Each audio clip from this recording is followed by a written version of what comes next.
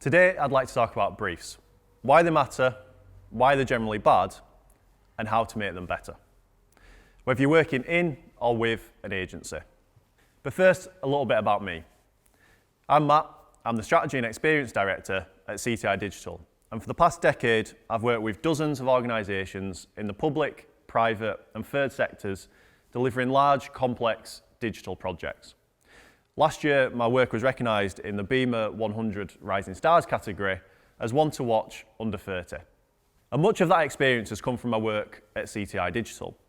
We're a full-service digital agency, and our services run the full gamut of digital projects, from strategy and user experience, through to digital marketing, platform development, and on to ongoing support. And I've chosen a very random selection of clients just to give you an idea of how expansive our experience is. And we've even built Prolific North's website, who are hosting this event. And I must say, the brief was pretty good. So, as you might imagine, I've seen a brief or two over time, which takes me on to why you're here. Over the last 2 years, I've met more and more businesses that are prepared to start a project with just some challenges. No predefined solution, but an idea and a plan. And this is huge. It's paved the way for innovation across a range of industries in terms of digital projects. But now we have a new problem. While you've not started with the solution, you've potentially not started with a clear problem either, unless you've got a great brief. So today, in this talk, I'll show you why briefs are more important than ever on digital projects, why briefs are often bad and how to create a good one, and how to actually utilise a good brief throughout your project so that it's a force for good. But first, an admission. I'm a convert to briefs, having not often seen the value of them in the past. And I'll let you into a secret as well. Most digital agencies see briefs as fluff. Always there, but never really telling you much. Skipped over to get to what they think is the important part, the specific features and functions that the client requires, the requirements. And in the past, briefs sort of made me think of Mad Men, a staple of the traditional ads, creative and PR agencies, not digital agencies. Digital agencies are far too practical for briefs. And in fairness, most briefs for digital projects are bad. And that needs to change. So let's step back a bit. Over the last decade, there's been a gradual but definite shift. This was a quote from a client a number of years ago when we tried to explain why their digital project wasn't quite as simple as they thought. They said, you start at one end and you finish at the other. It's just like painting a fence. And in the past, clients just wanted to get as much as possible for their budget. Whether that actually improved their business and contributed to the business was often secondary. Because it's much harder to demonstrate value for money when you've not got a big long list of requirements to tick off. But gone are those days of traditional client-supplier relationships. Clients no longer want to give agencies a long list of requirements. And that means briefs have now become more important than ever. Those first ad agencies had it right after all. So what does a good brief look like? A good brief does three things. Firstly, it ensures that budgets are spent appropriately, that the work will bring the right value to the business, and that it ties into the wider business strategy as well. It puts in place some constraints that allow you to get the best from your agency without putting them in a straitjacket. And it provides something that you can measure your agency's performance against objectively. If you're not giving your agencies a fixed set of requirements, your brief had better be good.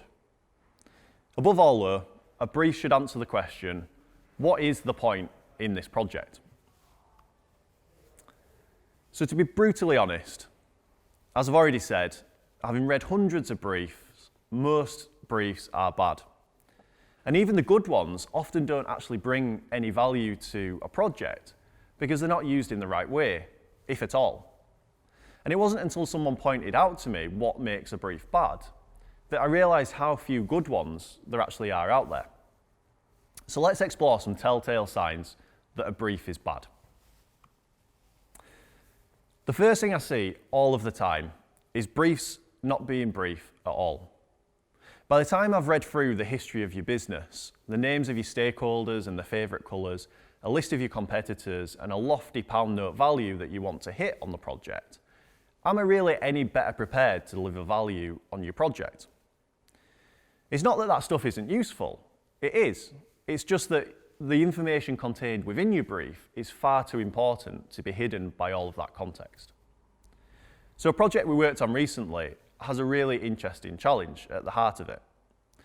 How could we help children and young people during the wait for mental health services?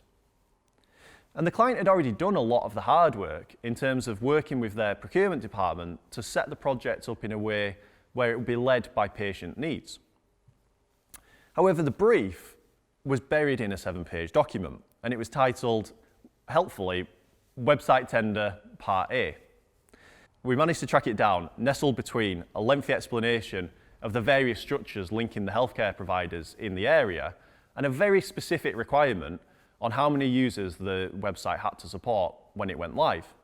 The brief itself, in this case, wasn't bad at all. It was surrounded by so many red herrings that it was hard for us to tell which bits were important and which bits weren't. So what does that tell us? Separate the brief clearly so that it stands on its own and isn't surrounded by lots of useless context. The clue really is in the name on this one. A brief should be a single A4 page, 2 at a push if your project has enough zeros. But if it's any longer than that, it's really not a brief at all. So the reason a brief should be brief is to bring focus. A good strategy focuses resources, energy, and attention on some areas and not others. And a good brief is just like a good strategy. It focuses the limited budget and the limited time that all projects have in a specific direction. And a bad brief is often the result of being unwilling or unable to say no to things.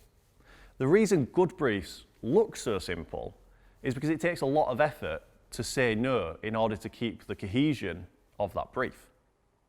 And even worse, bad briefs are often written by a committee who are unable or unwilling to prioritise. They all just want their thing in there. What's left out of a brief is just as important as what makes it in. But bringing focus to a brief takes a lot of trust and confidence that your brief will be read and understood as it was intended. So I mentioned earlier that a brief ensures that budgets are spent appropriately and it ensures accountability for the agencies that you're working with. The kitchen sink brief takes that a bit too literally, turning the brief into a blunt instrument with which to beat your supplier over the head with. The idea is to throw everything but the kitchen sink into the brief in the hope that during those difficult conversations at the end of the project about scope, that you'll be covered. Not only does this mean that we lack the focus that we spoke about, but it also breeds resentment from your agency, and it doesn't help them actually spend your budget wisely. So measurable goals, or whatever else you choose to call them, are important to any project. But the one box that people often feel the need to tick within a brief. And actually, often bad briefs are just a collection of goals rather than a cohesive brief.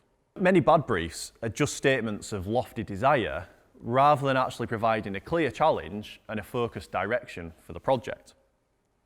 Now, goals do have a place in projects, whether it's in a business case or a measurement framework or something else.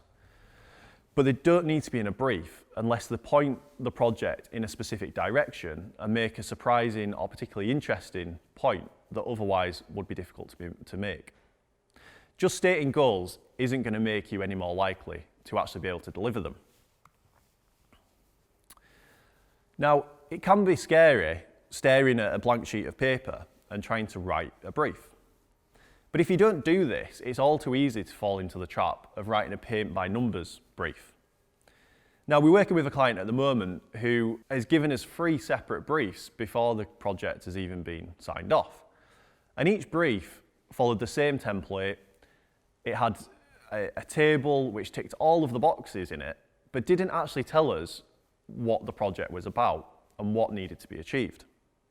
Whether it's using your last brief as a starting point, or taking some headings from the internet, or using your procurement department's specified template, in all of these cases, you end up spending your time ticking boxes rather than crafting the perfect brief. So starting from a blank sheet of paper is actually one of the simplest things you can do to improve your brief. So how do we do that? There's 3 simple steps to a good brief. Any writer will tell you that in order to write anything worthwhile, you just need to get words on the page. A stream of consciousness, no judgment whether they're the right words or the wrong words. And a good place to start with a brief is to think of the 5 most important things that anyone should know about your project. Now, they might seem obvious to you, but they're probably not going to be obvious to the person reading the brief. And 5 isn't necessarily a concrete number here, but in my experience, any more than this, and you risk losing focus within your brief, and any less, and you risk not having enough detail. So once you've got your 5 potentially obvious things written down, now it's time to develop them a little bit further. So whenever I look at a brief, I'm always asking myself, why? Why is this the case? Why is this relevant to the project? Why is this a problem now? Why do we need to do that? And a good brief short-circuits a lot of these questions. So, like an inquisitive toddler, ask why a few times. And by doing that, you're able to get to the essence of your brief.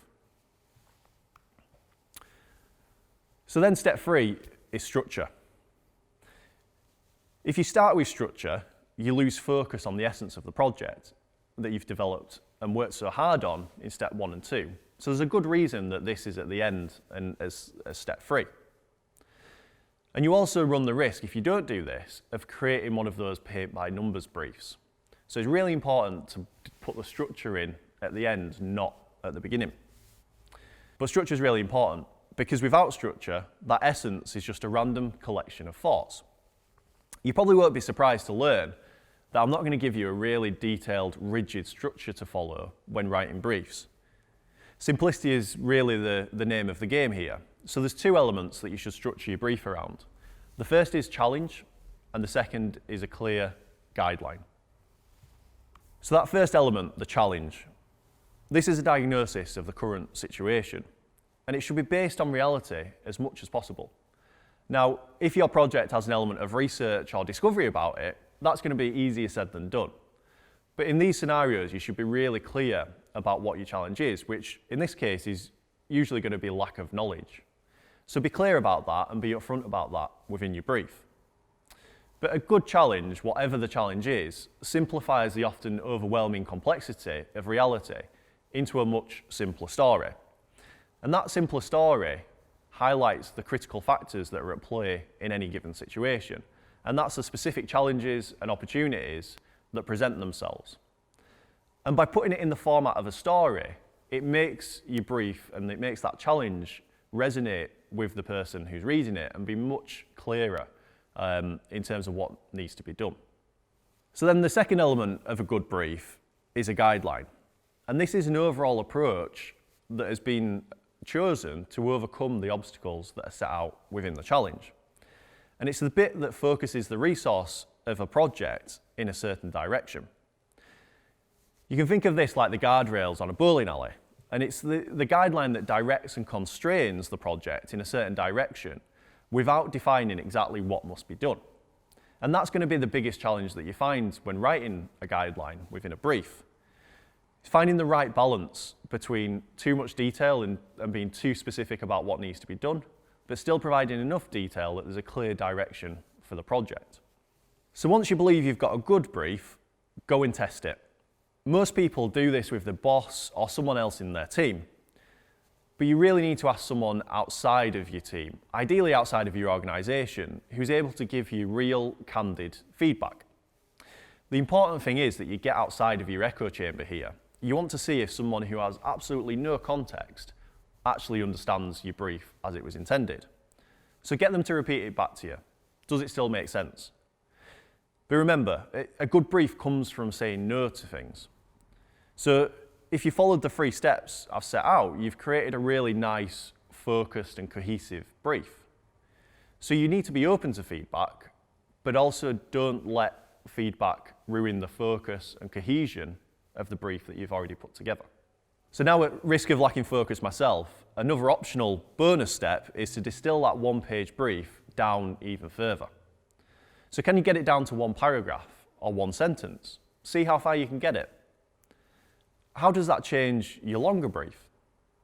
A brief is a bit like an elevator pitch, and you should be able to tell someone why your project is so important, whether they're getting off on floor 1, floor 6, or floor 60. So up until now, I've talked about briefs very much in the sense of a piece of paper that's read at the start of a project. But what in many ways is actually more important is how the brief is used throughout the project. Most briefs are set, read, maybe questioned, but usually forgotten. But it doesn't have to be that way. And just because a project starts out with a bad brief doesn't mean that it has to finish with one. Most people see briefs as a one-way street. Client sets, supplier follows.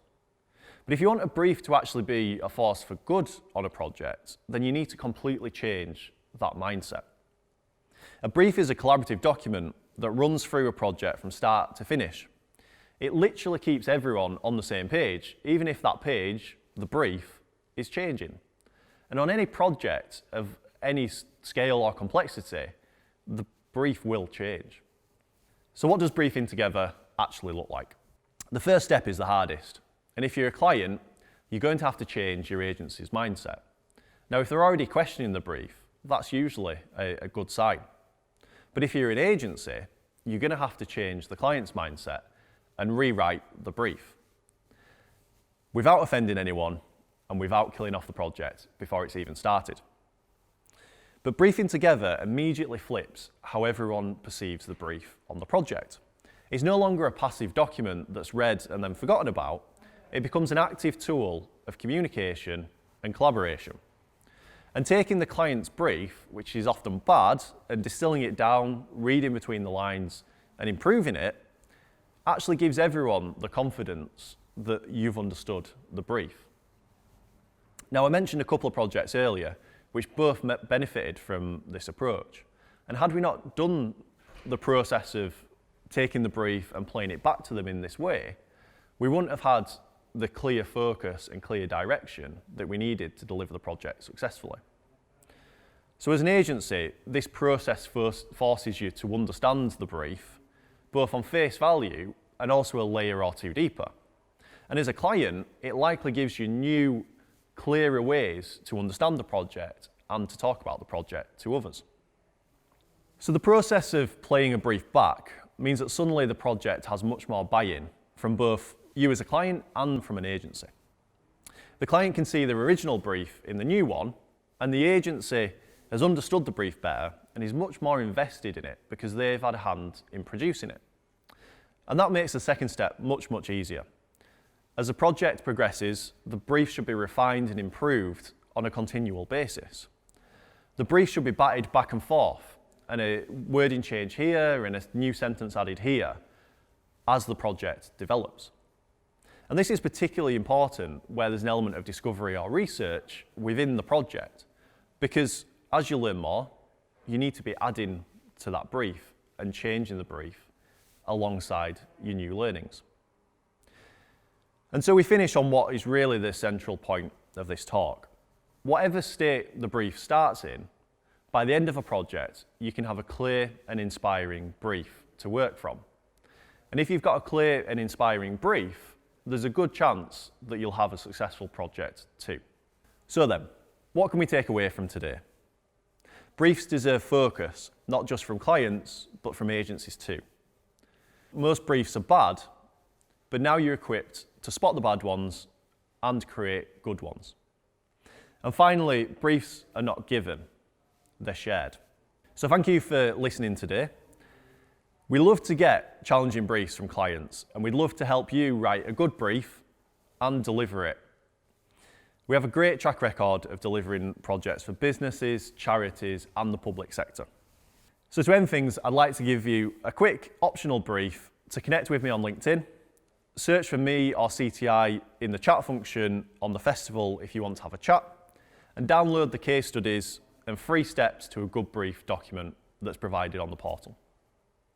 Thank you.